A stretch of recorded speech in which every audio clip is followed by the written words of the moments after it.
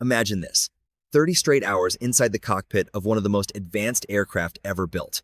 Not 30 hours at an office desk where you can get up, grab coffee, and stretch your legs. Not 30 hours on a long road trip where at least you can pull over at a gas station for snacks and fresh air. I'm talking 30 hours strapped into a seat, flying across the planet, in a jet that's worth over $2 billion. No breaks, no restaurants. No cabin crew offering you a hot meal or a fresh cup of coffee. Just you, your co-pilot, and a handful of carefully chosen snacks packed into a bag that has to last you for more than a full day in the air. That's the reality for pilots of the B-2 Spirit stealth bomber. For these crews, eating isn't a luxury. It's not something you squeeze in when you're hungry. It's part of the mission itself. The way you fuel your body up there is just as important as how you fuel the jet. The B-2 isn't just any airplane. It's a long-range, nuclear-capable stealth bomber designed to fly from the heart of the United States to almost anywhere on Earth without stopping. Missions can stretch 30 hours, sometimes even past 40. That means when these pilots strap in and push the throttles forward, they're basically signing up to live inside that cockpit for more than a day and a half. And this isn't like sitting in a commercial airliner seat where you can kick back, scroll on your phone, or doze off while someone else is flying. Nope, these pilots have to stay sharp. They have to stay alert. They have to operate one of the most complex pieces of military technology ever built, while also keeping themselves alive, focused, and ready to make split-second decisions. Every sandwich, every sip of water, even every quick nap they take is part of a survival strategy that keeps the mission on track. Think about it this way. If you've ever pulled an all-nighter, you know how rough that feels. Maybe it was cramming for finals, working a double shift, or taking a long overnight bus ride.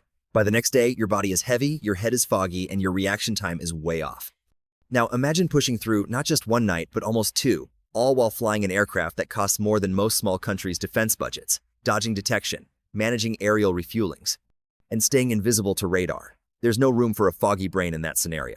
That's why how these pilots eat, drink, and manage their bodies is treated like mission-critical business. And here's the kicker. The cockpit of a B-2 Spirit is not some spacious flying lounge. Forget the images of roomy first-class cabins with reclining chairs and endless legroom. Inside a B-2, the two pilots sit shoulder to shoulder, surrounded by panels of controls, with just enough room behind them for a small microwave, a cooler, and a compact toilet. That's it. That little space, no bigger than the inside of a minivan, becomes their entire world for the next 30-plus hours. They live there, they eat there, they rest there, and they fight fatigue there. So, when we talk about food for B-2 pilots, it's not about taste or variety. Nobody's plating up gourmet meals at 40 feet. Instead, every choice is strategic. Meals are picked for their simplicity, their effect on the body, and how easy they are to eat in a cramped cockpit. We're talking turkey sandwiches, instant oatmeal, protein bars, sunflower seeds, foods that won't upset the stomach, won't create sugar crashes, and won't leave a mess. Everything has to fit neatly into a bag no bigger than a backpack, because space is at a premium. It's not about eating when you feel like it. It's about fueling your body at the right times so your mind stays sharp when it matters most. And it's not just the food. Long-haul bomber missions are grueling in ways most of us can barely imagine. The body wants to shut down after being awake that long. Fatigue sneaks in like a thief, slowing your reaction time and clouding your judgment. And in a B-2, a moment of slow thinking can mean a missed refueling, a navigation error, or worse. Staying awake and alert for 30 hours isn't about pounding energy drinks or sheer willpower. It's about strategy, how you pace your meals, how you hydrate, how you take those tiny, strategic naps without ever fully clocking out. It's a mental marathon that starts long before the bomber ever leaves the runway. That's what this story is about. We're going to peel back the canopy and step inside the cockpit of the B-2 Spirit to see what life is like on these marathon flights. We'll look at how the pilots prepare, what they pack, when they eat, and how they manage their minds and bodies to keep flying at peak performance for an entire day and night without ever stepping foot outside. Flying the B-2 isn't just about stealth technology and advanced systems. It's about human endurance. It's about the men and women who push their bodies to the edge to make sure the mission succeeds. So, grab a snack, maybe even a turkey sandwich if you want to eat like a B-2 pilot, and let's dig into one of the least glamorous but most fascinating parts of flying the world's most secretive bomber. How the crews get their food, and how they survive 30-hour missions inside a cockpit that never, ever stops moving. Flying a B-2 Spirit isn't like flying anything else in the world. Sure, it's technically an airplane. It has wings, engines, and a cockpit, but once you're inside, you realize it's more like piloting a machine that belongs in the future. This isn't your average commercial jet where passengers sip sodas and watch movies until they land. This is a combat aircraft designed for stealth, precision, and one thing above all else, endurance. And that word, endurance, is the key to understanding what life is like in the cockpit. A typical long-range B-2 mission doesn't start with a short hop across state lines or even a few hours over the ocean. These flights begin at Whiteman Air Force Base in Missouri, right in the center of the United States. From there, the bomber can be tasked to go halfway around the world. Targets could be in Europe, the Middle East, or way out into the Pacific. The whole point of the B-2's design is that it can get anywhere it needs to go without stopping at a foreign base. And because of that, missions routinely stretch past 30 hours. Some have gone well beyond 40. That's longer than most people are awake in an entire work week, but these crews are doing it in one single mission. Now, what's actually happening during all those hours? It's not just putting the jet on autopilot and relaxing. From the moment the wheels leave the runway, the job never stops. The pilots have to climb to altitude, manage complex navigation routes, monitor stealth systems, avoid detection from enemy radars, and coordinate with tanker aircraft for mid-air refueling. And not just once. On these missions, refueling happens multiple times, sometimes more than 3 times in a single flight. Each one of those refuelings is a high-stakes operation that demands 100% focus. Imagine trying to pull your car up to a moving gas pump at highway speed, at night, in bad weather, and then multiply the difficulty by 10. That's aerial refueling in a nutshell. The cockpit itself is pressurized and climate-controlled, so it's not like they're freezing or sweating up there. But comfortable? Not exactly. The 2 seats are side by side, and the space is tight. You can't just get up and walk around like you could in a commercial jetliner. There's barely enough room to stand up and stretch. Directly behind the seats is the living space, if you can call it that. It's basically 3 things: a small microwave, a cooler, and a compact toilet. That's it. That's your kitchen, your refrigerator, and your bathroom for the next day and a half. There's no bed, no lounge area, and definitely no in-flight entertainment. The only entertainment you get is staring at the glowing panels of switches and screens, or maybe a quick chat with the person next to you. And this is where the mental challenge starts to stack up, because it's not just about flying. It's about living in that confined space for more than a full day. The real enemy isn't just potential threats on radar or the complexity of the mission, it's fatigue. Fatigue creeps in slowly, like a fog rolling over the ocean. At first, you don't even notice it. You're focused, sharp, running through checklists, and feeling good. But then the hours tick by. Reaction times start to dip. Decision-making gets a little slower. And when you're in a mission where precision and timing are everything, even the smallest lapse can have major consequences. That's why the way pilots manage themselves inside the cockpit is treated as seriously as managing the aircraft itself. For the B-2 crews, it's not just about steering the jet. It's about steering their own bodies and minds through the marathon. And the tools they use aren't fancy. They're simple things, like food, hydration, and short bursts of rest. But those simple tools are treated with military precision because, without them, the aircraft might still be in the air, but the crew won't be at their best.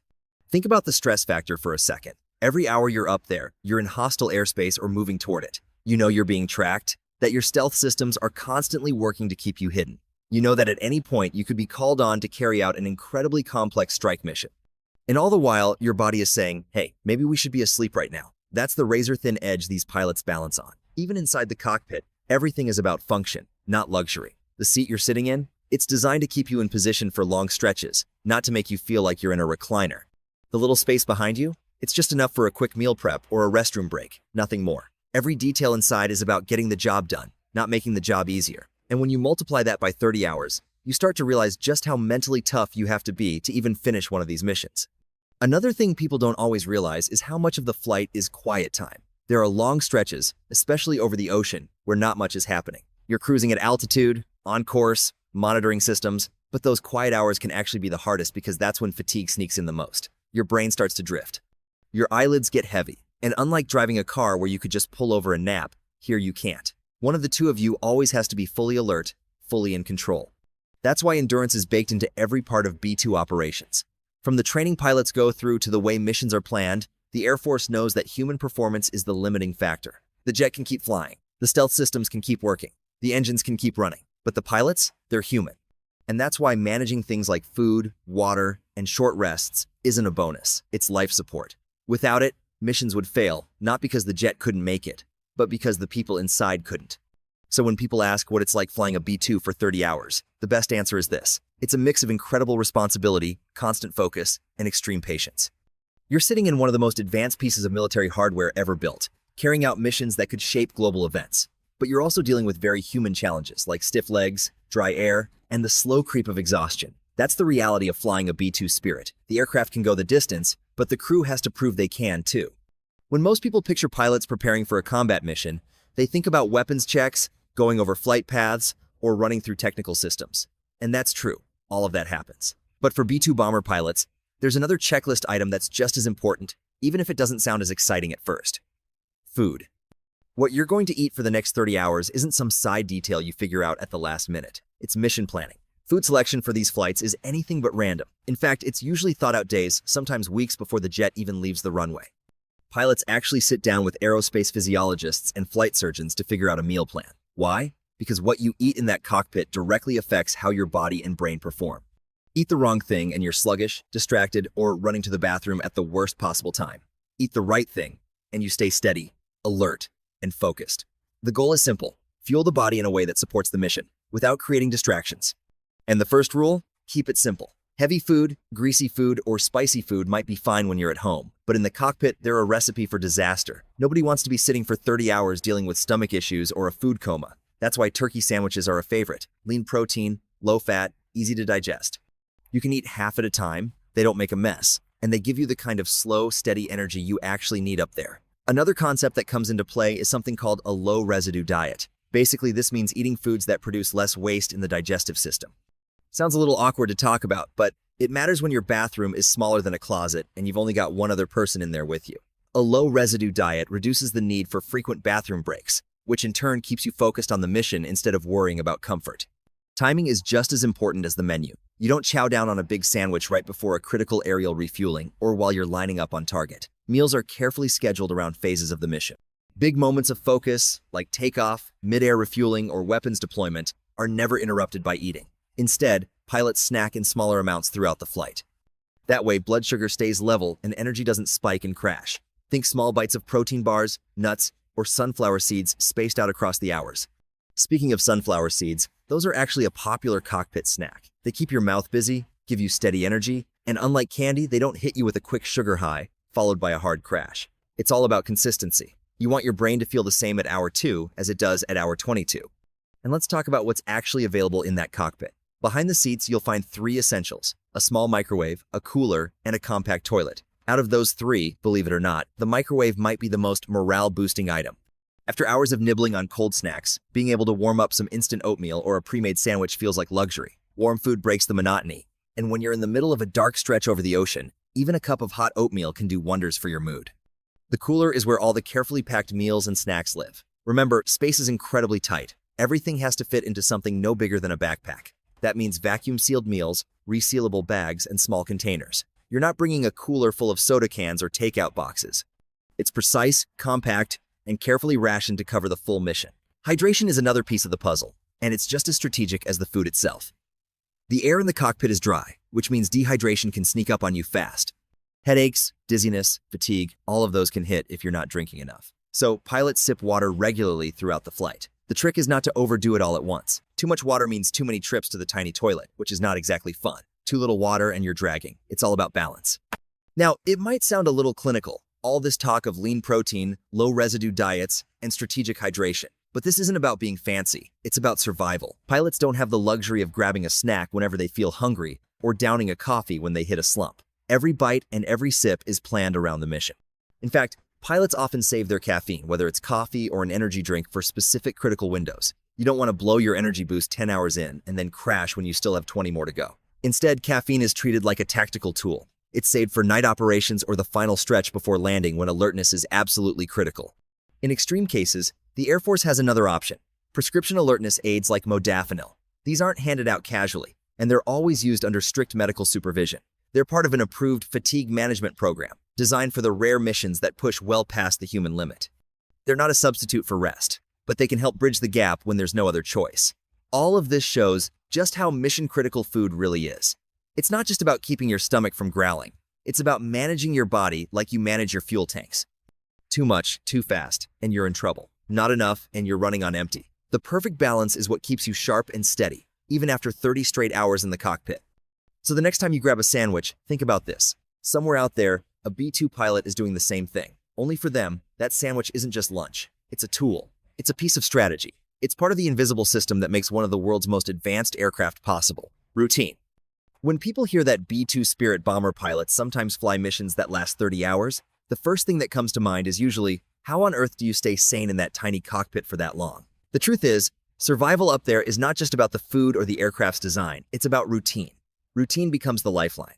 It's the glue that holds everything together when the hours start blending into each other, and the only constant is the soft hum of the engines and the glow of the cockpit displays. For a B-2 crew, routine is less about strict scheduling, like you'd find on the ground, and more about rhythm.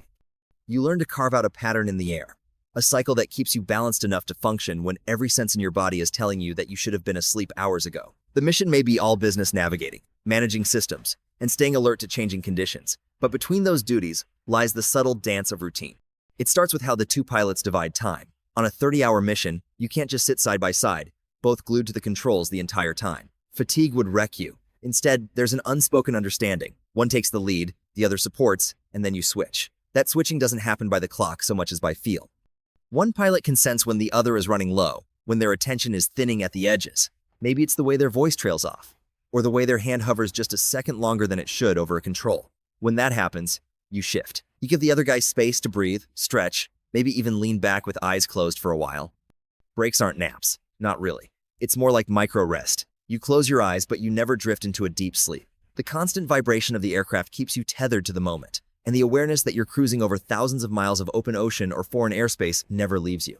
But even 10 or 15 minutes of shutting down your brain can reset you enough to take the stick again. That's routine. Trading off, trusting each other, keeping the seesaw balanced so neither side collapses. And then there's food. Eating becomes part of the rhythm too, but it's not about 3 square meals at set times.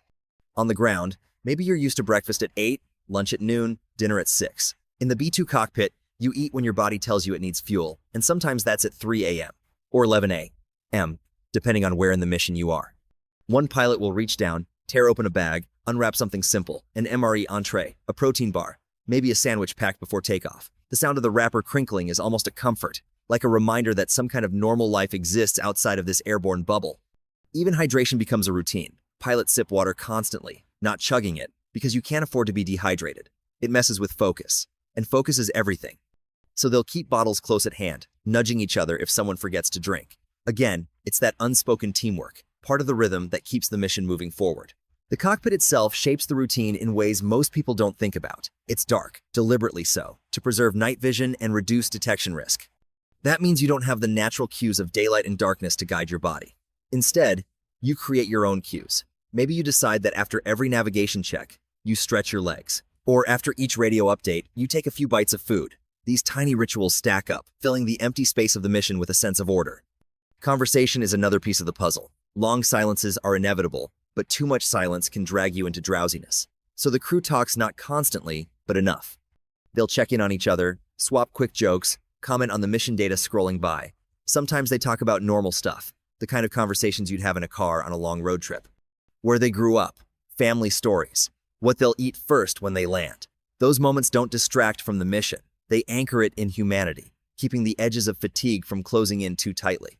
Routine is also about discipline. No matter how tired you get, there are things you can't slack on. System checks at precise intervals, comms updates, fuel monitoring. Those are non-negotiables. They happen like clockwork, no matter what. Pilots lean on checklists not just for accuracy, but as mental guardrails.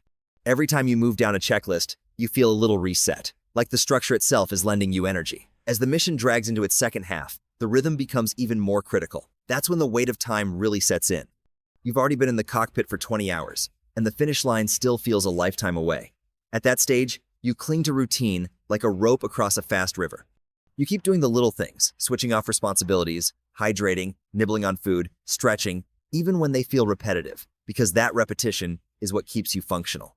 And then there's the landing. The final approach after 30 hours in the air is the sharpest test of all. Your body is screaming for rest, but you have to be at your absolute peak. Landing a B-2 isn't just pulling back on the stick. It's guiding billions of dollars of technology and, more importantly, human lives back to Earth safely. The entire routine of the past 30 hours, the switching, the eating, the talking, the micro-rests, was all designed to get you to this moment intact. That's the hidden purpose of routine, not just to fill time, but to deliver you safely to the end. By the time wheels touch down and the engines spool down, the cockpit is quiet in a different way. The routine has carried you through, but now it dissolves. You unbuckle, stretch out, feel gravity again, and let the exhaustion crash over you. Routine doesn't matter anymore, at least until the next mission. But in the air, during those 30 relentless hours, it was everything.